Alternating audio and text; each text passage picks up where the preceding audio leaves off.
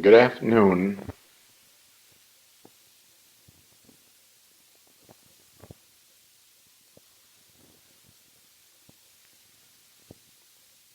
This is Joel, continuing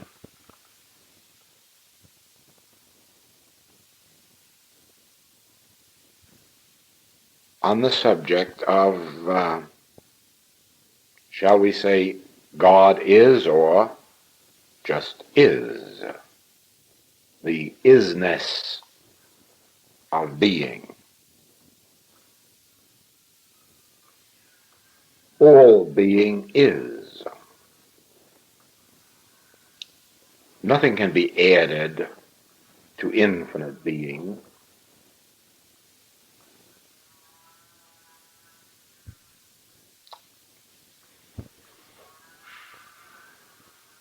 Do you remember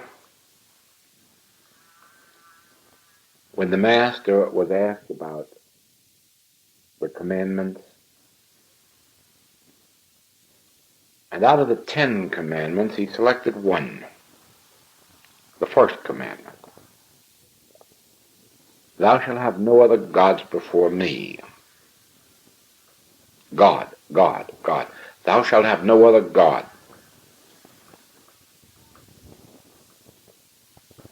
What is God?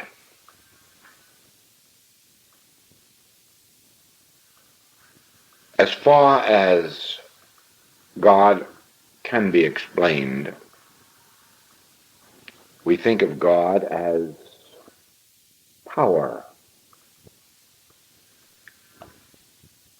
And so the commandment is, thou shalt have no other power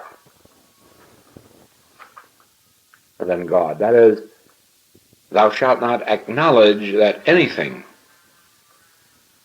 but God is power.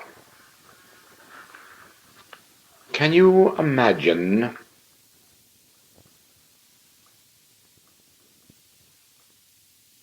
if you could accept God as the only power, what a change would come into your life?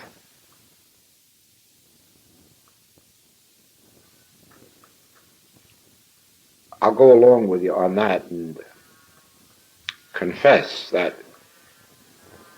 if I could accept God wholly and completely, if I could realize God wholly and completely as the only power on earth, that my life would be transformed also.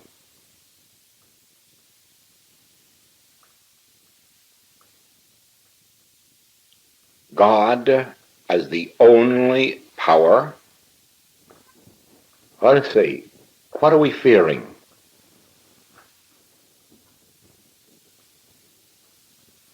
Germs, infection, contagion. God is the only power. What difference now if there is infection, contagion, germs? Since with God being the only power, would these other things have any power? According to the Master, they would have no power except such power as was given them by God. Have you ever thought of germs, infection, contagion as being imbued only with qualities and activities of God? But what else could that mean? Have no other power but God. Do we feel lack or limitation?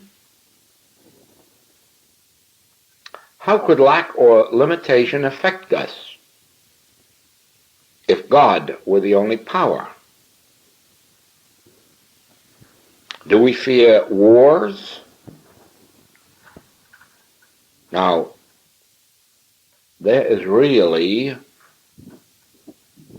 a belief of power, isn't there? Bullets, bombs, Bombs bursting in air, they sing. Yeah, atomic bombs bursting in air. But according to the first commandment, only God is power.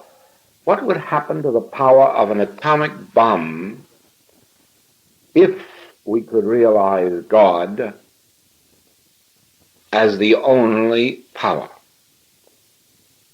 Think on that pretty deeply, because there must come a moment of transition when we intellectually declare, well, that's right. If God is the only power, what have we to fear from all the so-called powers of earth and hell?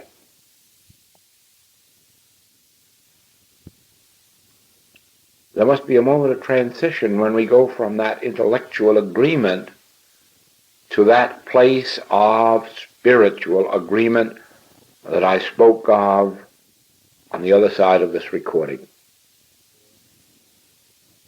The place where a feeling takes place within you of agreement. Why, yes, that is the truth. I feel the truth of that one power.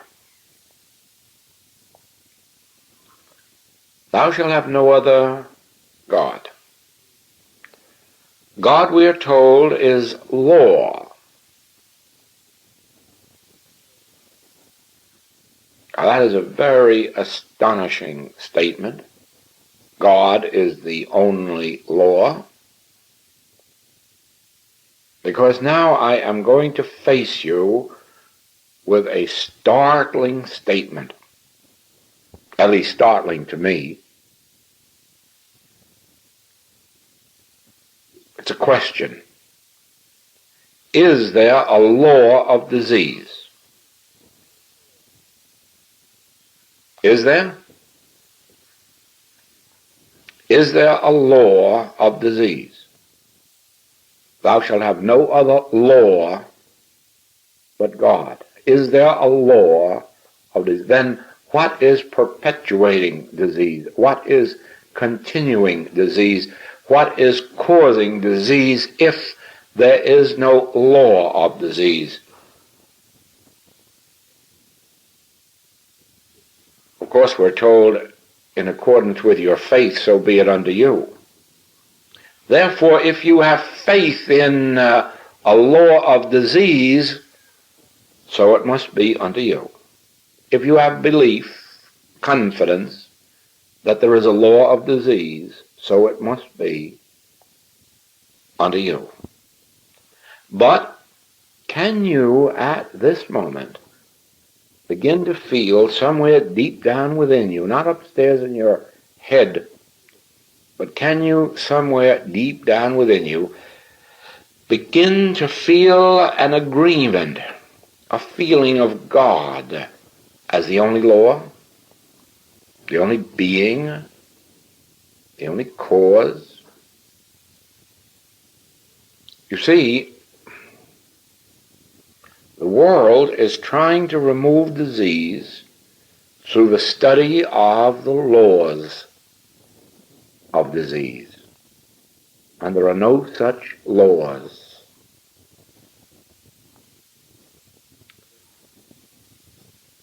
Right now I'm going to tell you a story written by Khalil Gibran.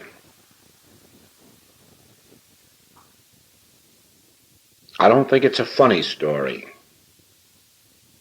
but it has its sides.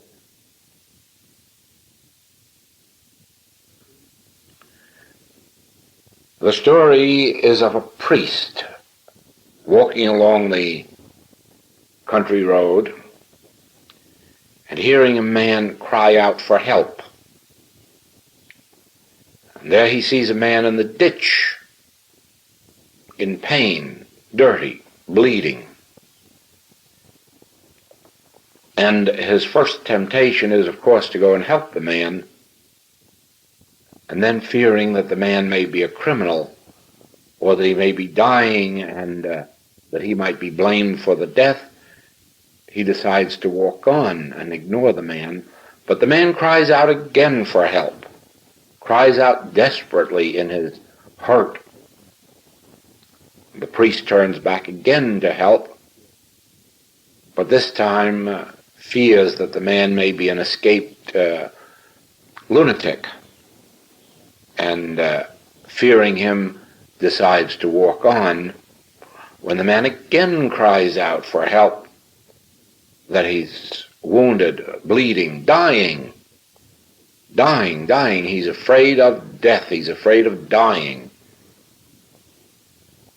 The priest turns back and this time decides to help the man. But the man's face seems familiar, even though not in a very nice way. And the priest voices that thought, haven't I met you? Don't I know you? And the man says, why, yes, I'm your best friend. Best friend? I don't recognize you. Well, yes, I'm your best friend. I'm the devil. Oh, the priest then goes on at a great rate, berating the devil and asking only for the devil's death and wanting the devil's death. But the devil says, oh no, hold on. I'm your best friend. How would you make a living if I weren't alive? How do you get your pennies from the people except saying prayers to protect them against me? How does your church survive? How do they get money for these edifices except to overcome me? But supposing I were dead, what would you do then? And the story goes on that the priest took the man to his home and nursed him back to health again.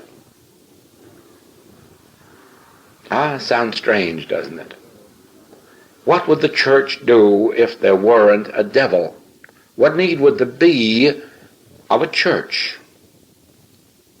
Well, you know, when I read this story, the thought came to me, what need would there be of practitioners, metaphysical, spiritual practitioners, or teachers, if you could believe that God is the only power and the only law, and there is no power in sin, no power in disease, and no law of disease, nothing to cause it, nothing to perpetuate it.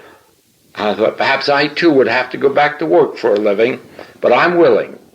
I am perfectly willing to give up my ministry and go back to selling merchandise on the road, if only I could be assured that we, all of us, could, from this moment on, learn that we must never fear the devil, because he has no existence, never fear the power of a disease, because it has no law, no power whatsoever, according to the Master's teaching and the teaching of all spiritual wisdom, remember. Only one power, only one law, only one being. Think, because this is the point that I am leading up to. Think. There is nothing in all this world to pray for or against. There is nothing in all this world to use God power against. Since there is no devil, there is no power apart from God. There is no law apart from God. There is no law of sin, no law of disease. So no longer do we have to turn to God to overcome these, to help us rise above them, to destroy them or remove them. And that is the function of this teaching that I'm giving you today. This teaching which we may call is. Just the two letters, I-S, is just as simple as our previous teaching, that which brought the infinite way into existence. Also a two-letter word, as. God expressed, manifest, as you and as me. God appearing as your being and my being. God appearing as, God manifest as this universe. No selfhood apart from God, since God appears as this universe. No condition apart from God, since God appears as the substance and activity of this universe. God appearing as, and doesn't that logically lead up to this? God is, and is all there is, and this is has neither good nor evil. This is has no point of comparison, since it always, eternally, immortally is what it is, and that is spirit. It isn't some degree of human good, nor is it some degree of human evil. It just is spiritually, harmoniously, joyously, eternally, infinitely, immortally is.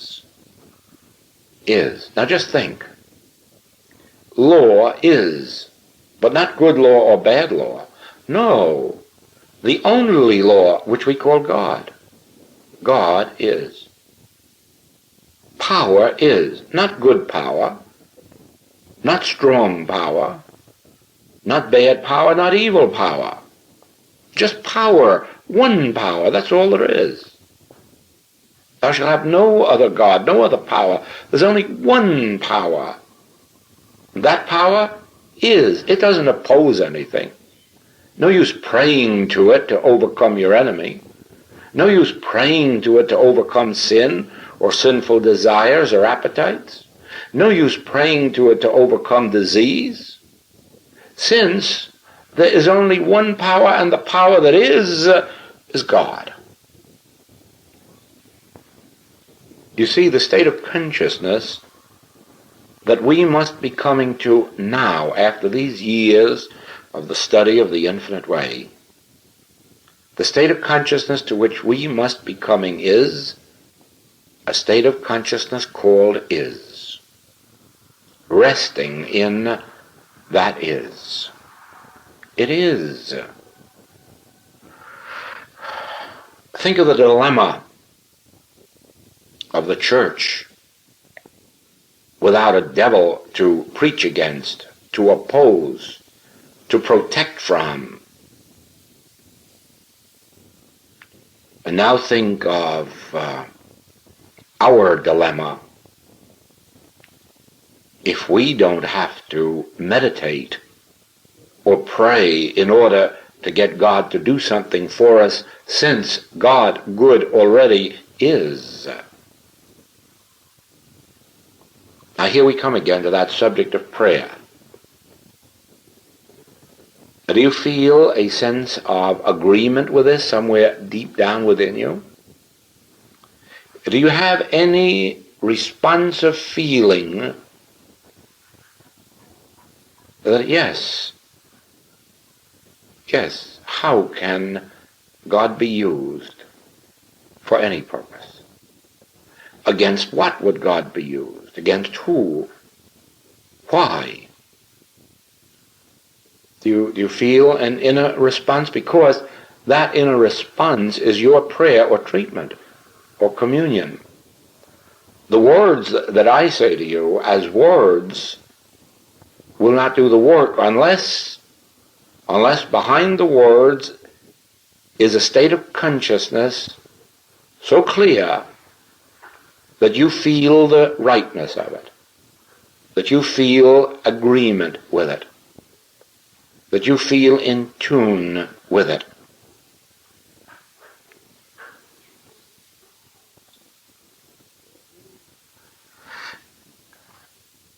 There is a Hebrew prayer in the Old Testament. Hear, O Israel, the Lord our God is one. O-N-E, one. And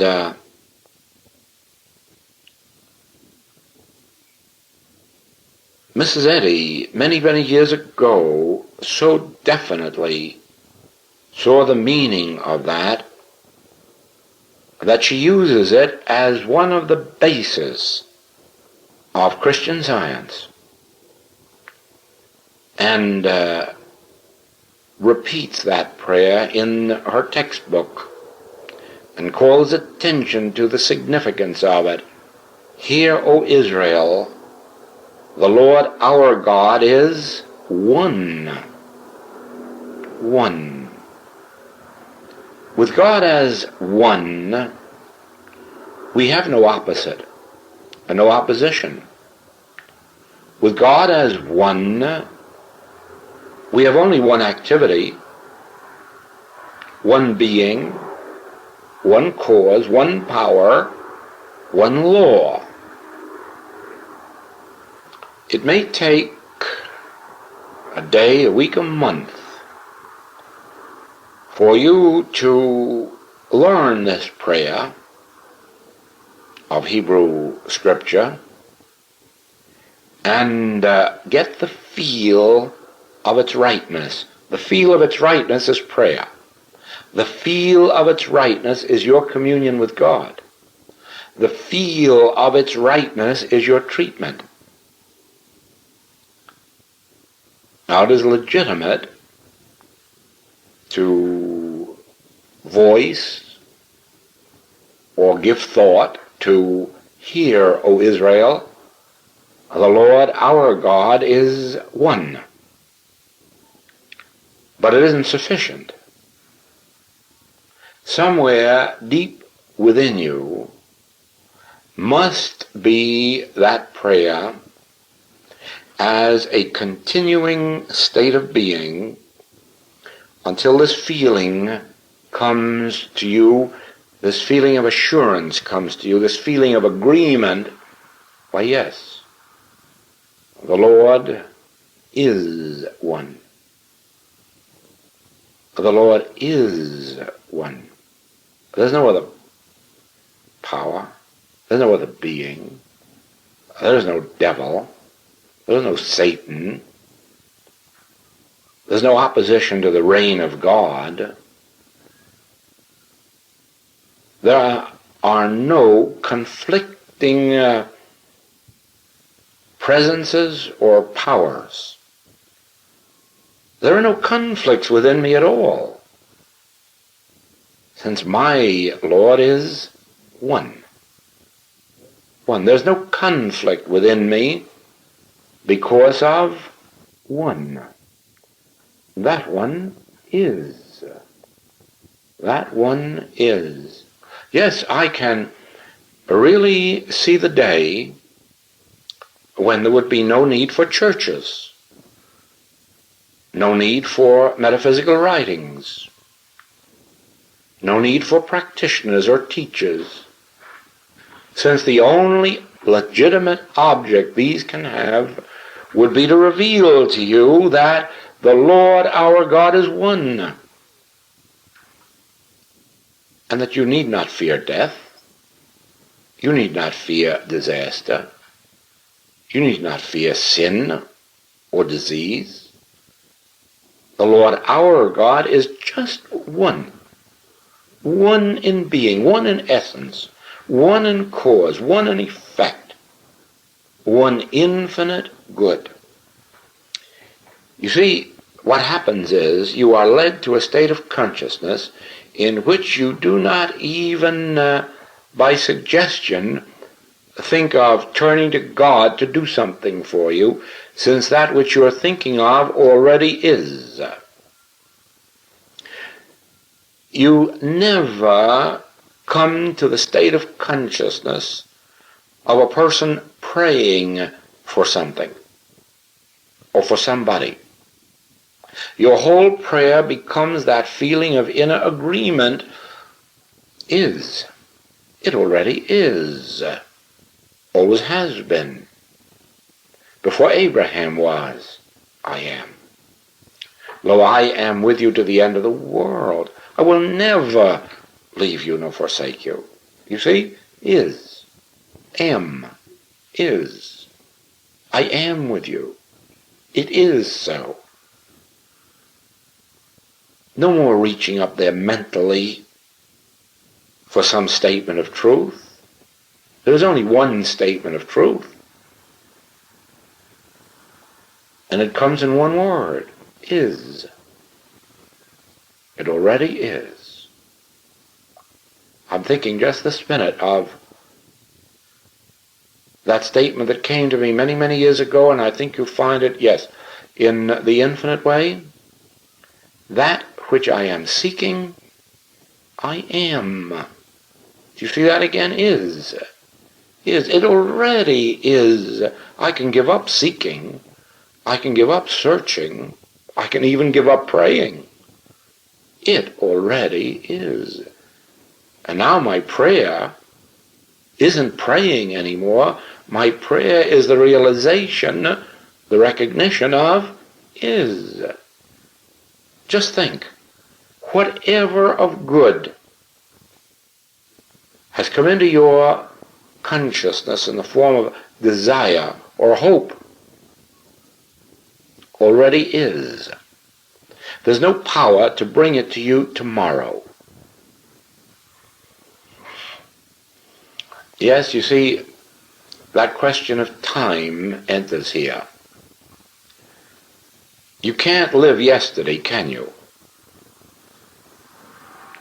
And so there is no good that can come into your experience yesterday. And so far as we know, no one has ever lived tomorrow. It just seems to be an impossibility, that thought of projecting ourselves into tomorrow. The spiritual literature of the world seems to be pretty well in agreement on the fact that now is the only time. That now is the only time we live. That now is the only time we ever will live. And for that reason, now just is the only time. Now you see, a prayer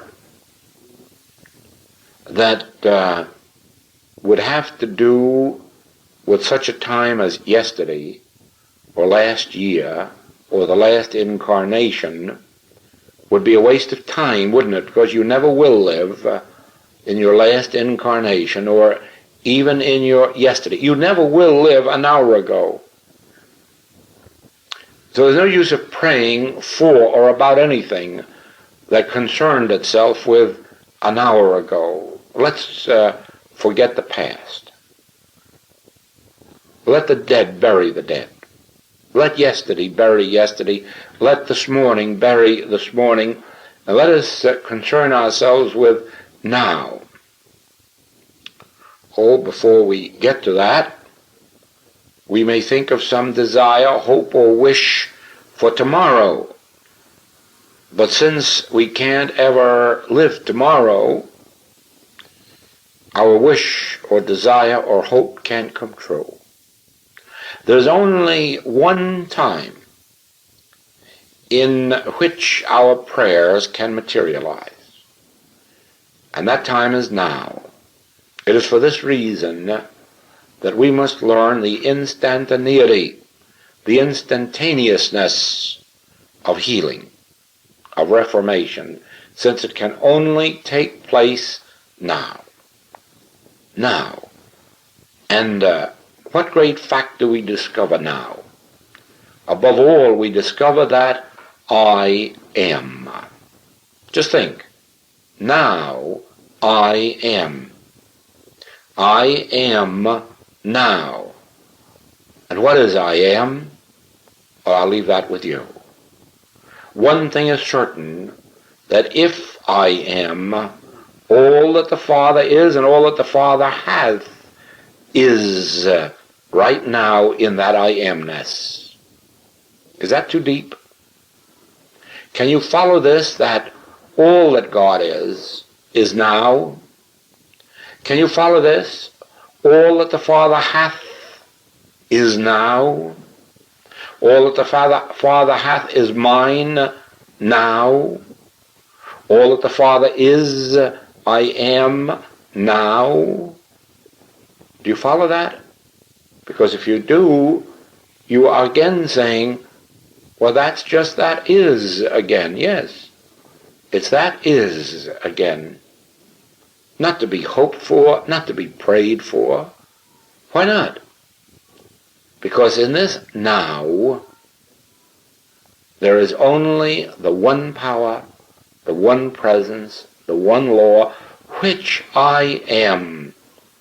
All that God is, I am now.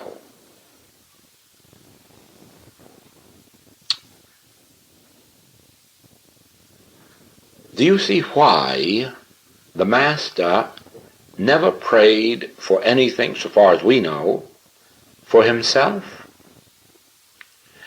Can you understand why the Master never seems to have had a need? If it come to healing, he could heal multitudes. If it came to supply, he could take care of multitudes. At no point was he seeking to get. That is, of course, the significance of the three temptations. Was he tempted to believe in lack? It says he was an hungered, and he was tempted to turn the stones into bread. No, he recognized his fulfillment. He recognized his divine sonship. He recognized that all that the Father hath is mine now, and that I don't have to go about making it so. It already is. Get thee behind me, Satan. Get behind me, this temptation to believe that I can acquire something a minute from now, when in this nowness is my isness. It is now. I am. All that God is, I am. Well, here again we come to the subject of prayer. Do you feel the truth of this? It is this feeling of agreement that constitutes your prayer.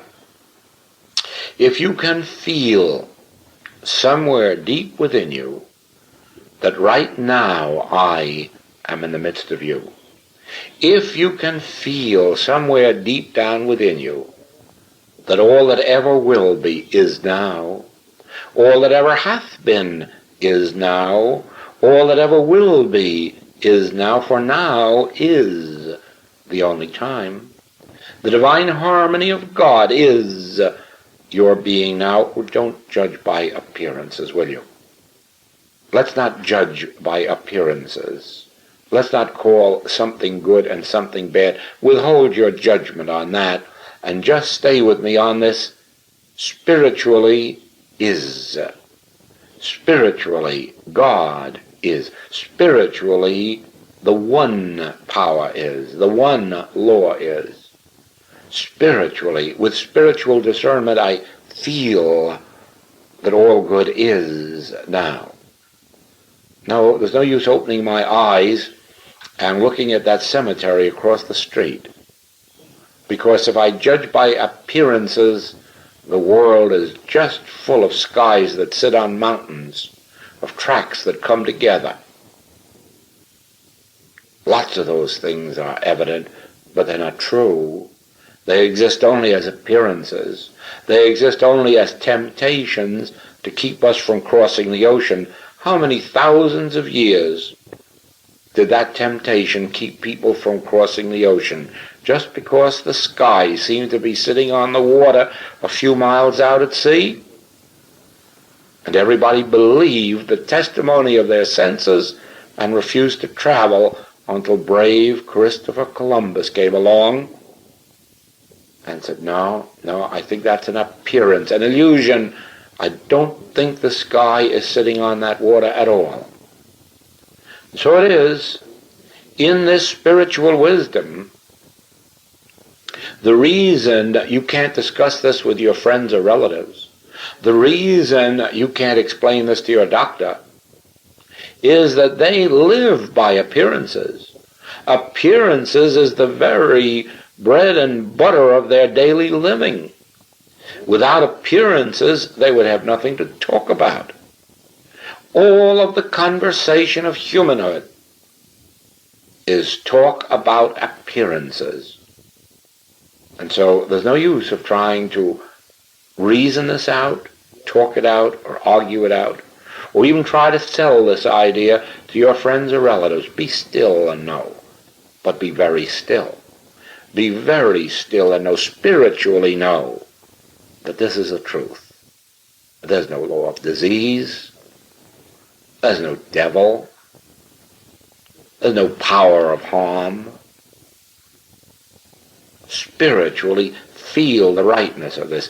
If you feel it spiritually, you are praying aright rather than praying amiss. If you can feel the rightness of the one Lord, the one presence, the one power, nothing to overcome, nothing to destroy, nothing to remove. Why, I already am. It already is. God already is. Harmony already is. At this point, I remind you, your difficulty and my difficulty is that as we walk through the experience of everyday affairs, the temptation will continually arise to say good or bad, sick or well, rich or poor, lack or abundance, sin or purity. Continuously we are faced with not only the Master's 3 temptations. With us there are 3 million temptations. Always the temptation to look at the woman taken in adultery and throw a few stones of criticism, judgment, condemnation. To think of the thief caught in the act, about to be sentenced, and judge him, criticize him, call him bad. Oh, we are tempted from morning to night and night to morning to believe in appearances and to label them good and bad, label them right and wrong. And the temptation is terrific. But it must be resisted. We must learn to look at person, circumstance, condition, even disease, and withhold judgment. Just realize is, and then let the Father define that which is, and let the Father define, let the Father outline, let the Father show forth that which spiritually is. My kingdom is not of this world. There's no use trying to judge the spiritual kingdom from appearances. It will not work. Now, the study and the practice of the infinite way is a development of spiritual consciousness. It is not going through human existence, picking out all the wrong things and finding a system whereby we make them right. It is no such thing. It is looking through appearances of both human good and human evil and learning to behold the spiritual reality which always is, even where that appearance seems to be.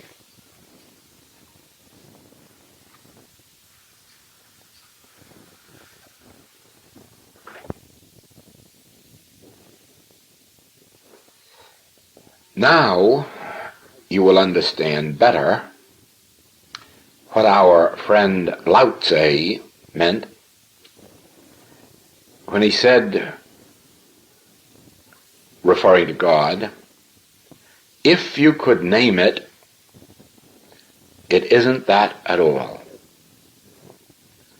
And so, follow me closely in this, but relaxed.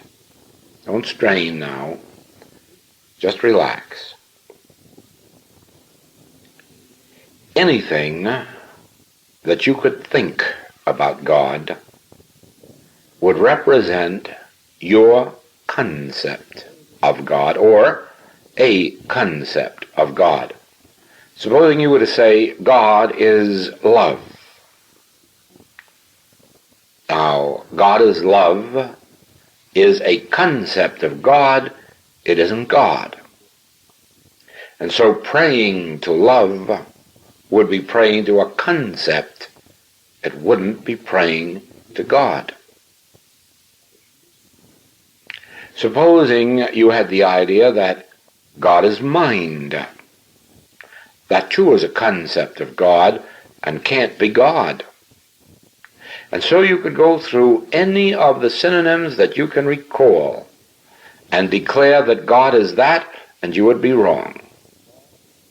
That wouldn't be God at all. That would be a concept of God, and praying to it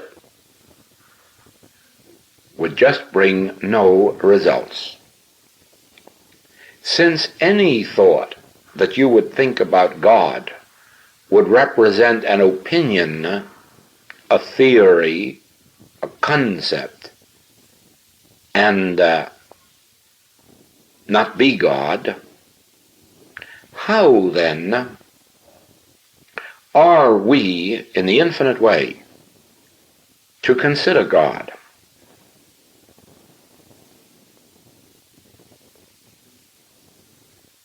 Actually, there's only one thing we know about God. God is. Of that you are as sure as I am. God is.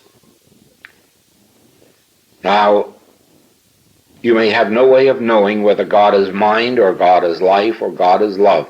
These may just be quotations. These represent ideas which some of our saints, sages, and seers formulated.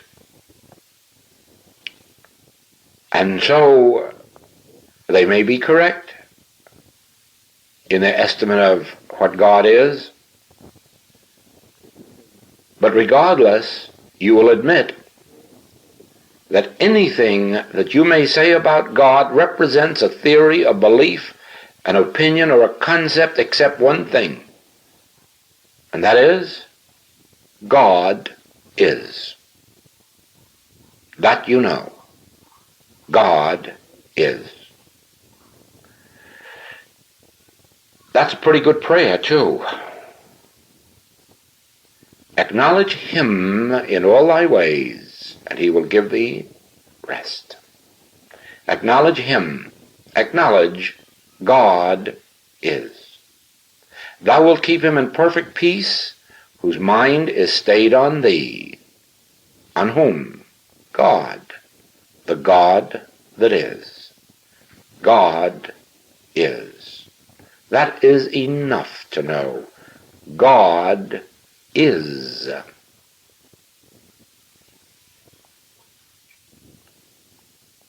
Acknowledging that God is, what more can you do in the way of communion with God than that inner acknowledgement, that inner feel of rightness? Why, yes, that I know God is. All else may be speculation. All else may be my opinion or yours, or his or hers. But one thing no man can take away from me, no person, no book, no teaching can ever separate me from the realization that God is.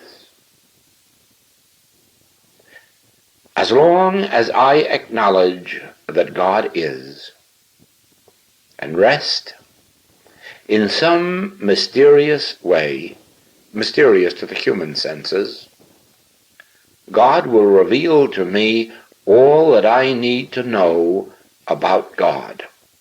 And so I have been leading up, slowly but surely, to this point. Do not be concerned with what anyone teaches about the nature of God. Do not be concerned with what anyone has written about God. Many of the things you read and study may appear right to you, appear correct. Many you may question. There is only one fact about which no doubt will ever enter your thought. There is just one fact in which you can feel in complete agreement, inner agreement. God is. Be satisfied with that until God reveals to you within your own being what God is and when God is and how God is. Let God reveal itself to you. I have had my own inner experiences with God, with the realization of God, with the actual feel of the presence of God. But I cannot make this real to you. To many of you, I could not even make you believe that I have had the experience. Since if you haven't had some measure of it, how can you possibly know whether I am telling the truth or whether I myself may not be fooled? I know, but I cannot convey that knowledge to you.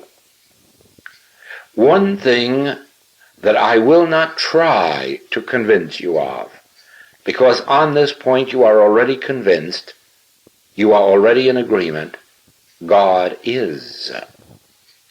And if you will willingly accept that isness of God, that inner realization, that inner point of agreement that God is, ponder it.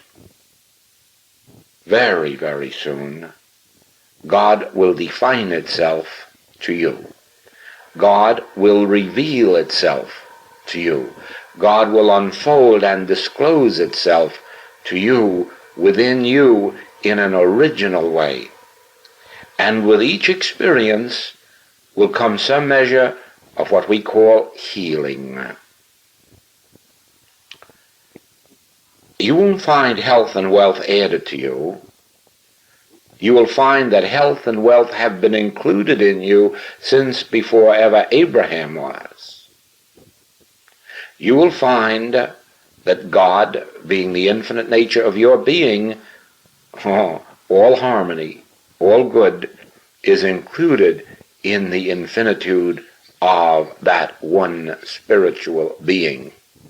But this you will experience for yourself not by believing me, not by accepting my word. I only wish that by your believing me, spiritual wisdom and demonstration could come to you, but honestly, sincerely, frankly, it cannot be so. Spiritual experience can only come to you through your own experience.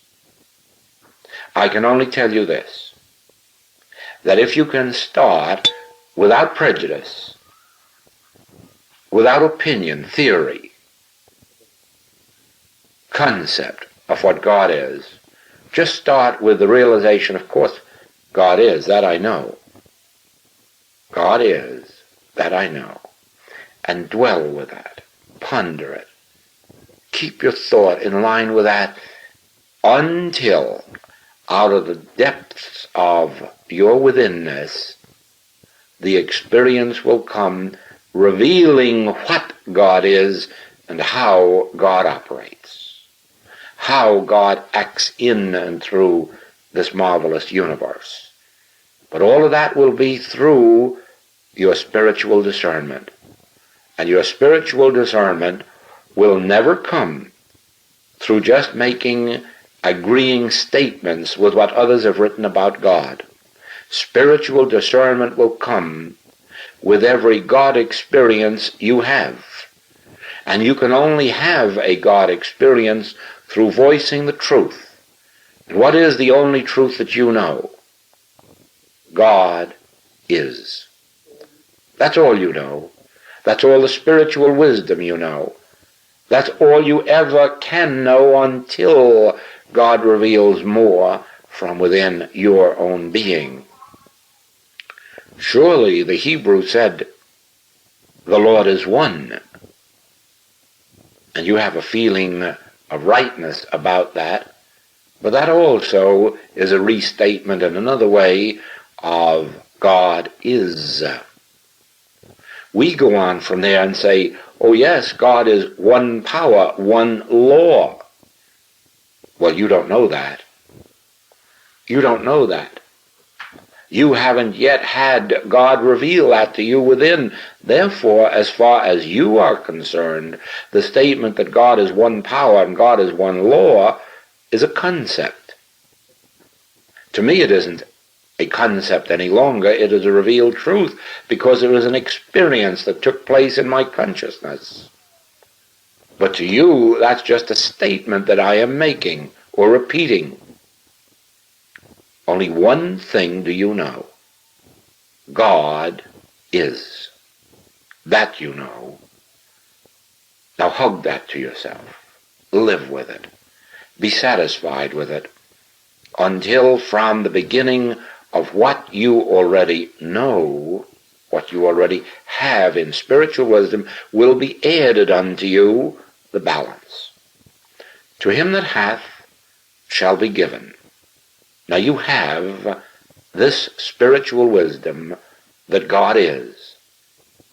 And by pondering it, meditating upon it, thinking upon it within your own being, there will be added unto you all the rest of who God is, what God is, how God is. The way will be made clear to you within your own being. You know, I have but one wish for the students of the Infinite Way, and that is not that they may accept what my experience in and with God has been, but that each one may themselves experience God, know God, feel God, love God, understand God, and finally realize Godhood. Aloha on a very beautiful day in Hawaii.